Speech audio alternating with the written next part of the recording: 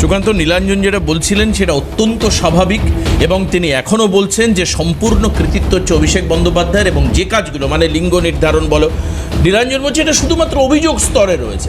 কিন্তু আজকে অভিজিৎ দাস ববি বলছেন আমার কাছে ডকুমেন্টস রয়েছে এবং আমাদের প্রতিনিধির চোখে দেখা, এটা আমরা তো অভিযোগ করিনি, আমরা ঘটনাগুলো জাস্ট দেখালাম।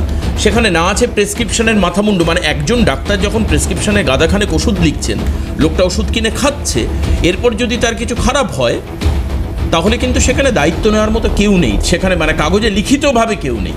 এগুলোকেও কোনো অপরাধ হিসাবে অন্ততপক্ষে নীলাঞ্জন এখন মানতে না রাখছে। দেখুন, উনি কি মানবেন না মানবেন, কারণ উনি যাকে যে পার্টিটাকে রিপ্রেজেন্ট করছেন সেটা একটা আমি রাজনৈতিক দল বলেই মনে করি না।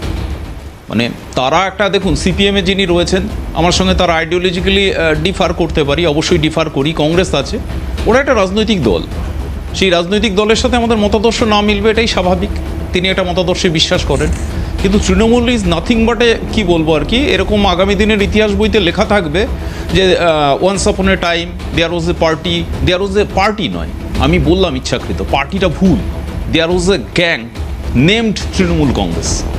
তৃণমূল কংগ্রেস হচ্ছে কতগুলো চোর, জোচ্চোর, মাতাল, বদমাস, লুম্পেন, আরও যদি কিছু বিশেষণ থেকে থাকে, তাদের একটা সমষ্টি। কারণ বাংলা গানের একটা লাইন আছে যে এভাবেও ফিরে আসা যায়, এভাবেও ফিরে আসা যায়। ওদের এই ব্যাপারটা হচ্ছে এভাবেও চুরি করা যায়, এভাবেও চুরি করা যায়। আপনি ভাবতে পারবেন যে চুরিটাকে কোন জায়গায় ওরা নিয়ে গেছে, গরু, কয়লা, পাথর, বালি সব কিছুর পরে। আপনি কি কখনো দেখেছিলেন যে এইভাবে স্বাধীনতোত্তর পশ্চিমবঙ্গের ইতিহাসে কখনো কি বলে চাকরির ক্ষেত্রে, শিক্ষার ক্ষেত্রে দোকান খুলে চাকরি বিক্রি করেছে, দোকান খুলে, সেটা মানিক ভট্টাচার্য থেকে শুরু করে, এবং তারা কনভিকশনের জায়গায় চলে আসবে, শুধুমাত্র অভিযোগ না, কনভিকশন হবে। দেখুন না কি হয় আস্তে আস্তে। এইভাবে সেই জায়গাটা থেকে মানুষের জীবন, যেখানে একটা মানুষ অসহায় প্রান্তিক মানুষ, যাদের হয়তো অভিষেক ব্যানার্জির মতো চোখের সামান্য একটু সমস্যা হলে আমেরিকার তিনি যেখানে মানে চোখ ফোক দেখাতে যান, মানে যেটা শুনেছি আর কি, গুগল ফুগল সার্চ করে যেটা দেখেছি, সেখানে নাকি আমেরিকার বড় বড় বিজনেসম্যান মানে শিল্পপতিরাও নাকি সেখানে যেতে পারেন না, এতটাই কস্টলি। মানে গুগল সার্চ করে, মানে আমাদের মতো সাধারণ মানুষকে গুগল সার্চ করে জানতে হয় আর কি, যে কোন হসপিটালে কত টাকা, বাপরে বাপ খরচ। এই প্রান্তিক মানুষগুলোর তো দাদা কোথাও যাবার জায়গা নেই। তো তারা যখন সেবাশ্রয়ে বলুন আর যেখানেই বলুন, কারণ আমি নিজে ক্যাম্প করেছি, ব্লাড ডোনেশন ক্যাম্প, স্বাস্থ্য শিবির, সেখানে আমরা কি করেছি দাদা, 100-200 টাকা করে চাঁদা তুলেছি। আমরাও দেখেছি যে সেখানে ডক্টরের কি করা হয়, প্যাড ছাপিয়ে ডক্টরের নাম, রেজিস্ট্রেশন নাম্বার স্ট্যাম্প মেরে দিয়ে দেওয়া হয়, যে কোন ডক্টর দেখছেন, তার রেজিস্ট্রেশন নাম্বার কত, ঠিক আছে, পার্টিকুলার ডেট থাকে। এরা চুরিটাকে এমন জায়গায় নিয়ে এসছে, এবং এই মানুষগুলোর, আপনি যেটা বলছেন আমি বলছি না, কিন্তু আপনাদের প্রতিনিধি তুলে ধরলেন ওখানকার যে ভিকটিম, তার কণ্ঠস্বর, ঠিক আছে, যে এখানে যিনি লিখছেন আপনারা দেখালেন তো যে তার কোনো নাম নেই, তার কোনো রেজিস্ট্রেশন নম্বর নেই।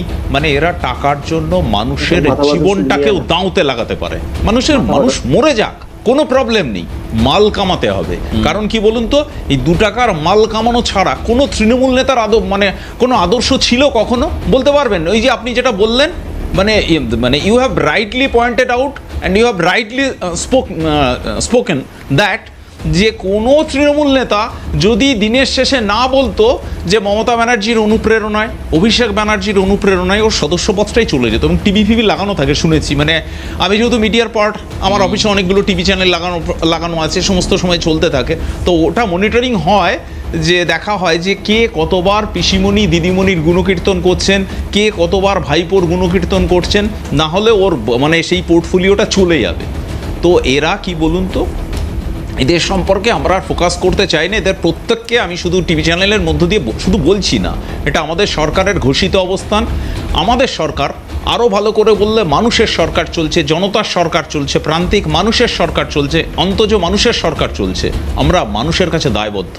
আমরা এদের সঙ্গে যে অন্যায়গুলো হয়েছে, আপনি ভাবতে পারেন দাদা, আপনার এত বছরের জীবনে, সাংবাদিকতা জীবনে কোথায় হয়েছে কি নির্লজ্জের মতো বসে বসে কোথাও ডিফেন্ড করে, এই যে ঝোড়ো ঢালি গোসাবার বাচ্চাগুলোকে পণবন্দি করে মাদের ধর্ষণ করছে, এরপরে আপনি তৃণমূলের প্রতিনিধিকে নিয়ে আসবেন, তারা তাদের হয়েও ডিফেন্ড করবে। এদের না আছে কোনো লজ্জা, না আছে কোনো আত্মসম্মানবোধ, থাকলে মাথা নিচু করে থাকতো। এদের প্রত্যেককে আমরা আইনের কাঠগড়ায় দাঁড় করাবো, বিচারের মুখোমুখি করব। আমরা কোনো মব লিঞ্চিং এ বিশ্বাস করি না, আমরা আইনে বিশ্বাস করি। সেটা কত দ্রুত হয়, সেটা কত দ্রুত হয় সেটা হচ্ছে দেখার বিষয়। এবং সবার হয় কিনা সেটাও দেখার বিষয়। সুশান্ত, অবশ্যই সেদিকে আমাদের নজর থাকবে। গৌরব প্লিজ। সেটা হচ্ছে যে এখানে তৃণমূলের প্রতিনিধি সেবাশ্রয় নিয়ে আপনি প্রশ্ন করেছিলেন, অনেক কথা বললেন। তিনি বললেন যে হোমিওপ্যাথিক ডাক্তার থাকতেই পারে, হোমিওপ্যাথিক ডাক্তার থাকলে অসুবিধার কিছু নেই, হোমিওপ্যাথিক ডাক্তাররা অ্যালোপ্যাথিকের 5টা ওষুধ লিখতে পারেন। কিন্তু আমি আপনাকে কয়েকটা সাবজেক্ট বলছি যে সাবজেক্ট এই সেবাশ্রয়তে দেখা হতো। 1 নম্বর হচ্ছে কার্ডিওলজি, 2 নম্বর হচ্ছে neurology, haematology, pen management, nephrology, gastroenterology. আচ্ছা আপনি বলুন তো, এই যে সাবজেক্টগুলো ওই সেবাশ্রয়ের ক্যাম্পে রাখা হয়েছিল, যে পেশেন্ট ওই ক্যাম্পে আসবে এই সাবজেক্টগুলোকে দেখানোর জন্য, এই সাবজেক্টগুলোতে কোন হোমিওপ্যাথিক ডাক্তার, কার কত বড় সাহস যে এই সাবজেক্টগুলোতে হচ্ছে যে তিনি দেখবেন? সেখানে অ্যালোপ্যাথিক ডাক্তার না থাকলে বা ভালো বিশেষজ্ঞ ডাক্তার না থাকলে তারা সাহস পাবেন সেখানে দেখাতে? আসলে এইগুলো হচ্ছে টাকা কামানোর, পয়সা কামানোর একটা পরিকল্পনা বা একটা প্রকল্প। এই যে আপনি দেখালেন না, প্যান্ডেলওয়ালা 10 লক্ষ টাকা না 5 লক্ষ টাকা পায়নি। আপনি যান পাড়ায় পাড়ায় দেখবেন, আপনি ঘুরে বেড়ান এখন পাড়ায় পাড়ায় দেখবেন তৃণমূল রক্তদান শিবির করেছে, তৃণমূল ওই কী সব বিলি করেছে, এই করেছে সেই করেছে। প্যান্ডেলওয়ালারা এখন তৃণমূলের নেতাদের লম্ফ নিয়ে খুঁজছে যে আমার টাকাটা দাও। আসলে এই প্রকল্পগুলো বা এই অনুষ্ঠানগুলো হলে দেখবেন তৃণমূলের পাড়ার নেতাদের একটু জামা কাপড়ে একটু গায়ে গন্ধ টন্ধ দিয়ে পরের দিন থেকে বেরোনো শুরু হয়, তার কারণ ওইখান থেকে মাল কামানো হয়েছে। এই মাল কামানোর জন্য এই সব প্রকল্প। অভিষেক ব্যানার্জি চার্টার্ড বিমানে উঠবেন, অভিষেক ব্যানার্জি বিদেশে চোখ দেখাতে যাবেন, আর আমি আর আপনি পাড়ার বা এলাকার জেনারেল হসপিটালে গেলে আমাদেরকে হাতে সময় নিয়ে গিয়ে দেখে বসে তারপরে ডাক্তার থাকলে দেখবে, ডাক্তার না থাকলে আপনাকে চলে আসতে হবে। এই তো পশ্চিমবাংলার হচ্ছে যে স্বাস্থ্য ব্যবস্থার মানে দফারফা করেছেন এই তৃণমূল কংগ্রেসের সরকার। এই যে ও বলছিল না তৃণমূলের যে এই প্রকল্পের জন্য নাকি মানুষ এত উপকার পেয়েছে, তাই অভিষেক ব্যানার্জিকে 7 লক্ষ ভোটে জিতিয়েছে। কি অদ্ভুত যুক্তি যে উপকার পেয়েছে বলে 7 লক্ষ ভোটে জিতিয়ে দিয়েছে।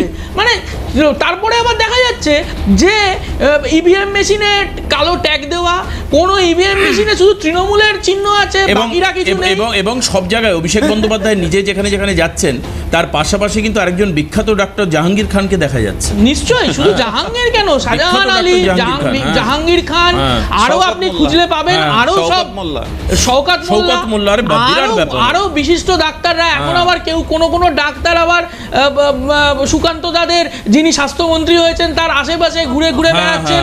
হ্যাঁ, এইসব আছে, এইসব বিখ্যাত ডাক্তাররা আর কি ঘুরে ঘুরে বেড়াচ্ছেন। কিন্তু প্রশ্নটা হচ্ছে যে ঘুরে বেড়ালেও পার পাবেন না কেউ। না পার পেলে ভালো, না পার পেলে সময় না পার পেলে ভালো, সময় বলবে বেশ, না পার পেলে ভালো। কিন্তু কথাটা হচ্ছে যে এত বড় যে স্ক্যাম, এত বড় যে দুর্নীতি আজকে যে রাজ্য জুড়ে হয়ে গেল, ও বলছিল না যে তৃণমূল কংগ্রেস এরা প্রকল্প বার করেছে যে এই প্রকল্পের জন্য মানুষের উপকার হবে, তার জন্য করেনি। আপনি দেখবেন এই সেবাশ্রয় প্রকল্প হয়েছিল 2020-তে যখন কোভিড হয়, 2019-এর শেষ থেকে 2020-তে কোভিড, সারা কোভিড জুড়ে পশ্চিমবাংলার স্বাস্থ্য ব্যবস্থার একবারে কঙ্কালসার অবস্থা আমাদের কাছে উঠে এসেছিল। মানুষ অক্সিজেনের দৌড়চ্ছেন, ওষুধের জন্য দৌড়চ্ছেন, সিলিন্ডারের জন্য বিভিন্ন জায়গায় দৌড়চ্ছেন। সেখানে দাঁড়িয়ে এই স্বাস্থ্য ব্যবস্থাকে, কঙ্কালসার অবস্থাকে ঢাকবার জন্য এই সেবাশ্রয় হচ্ছে যে নামক একটা দুর্নীতিকে তখন লালিত পালিত করা হচ্ছে যে হয়েছে।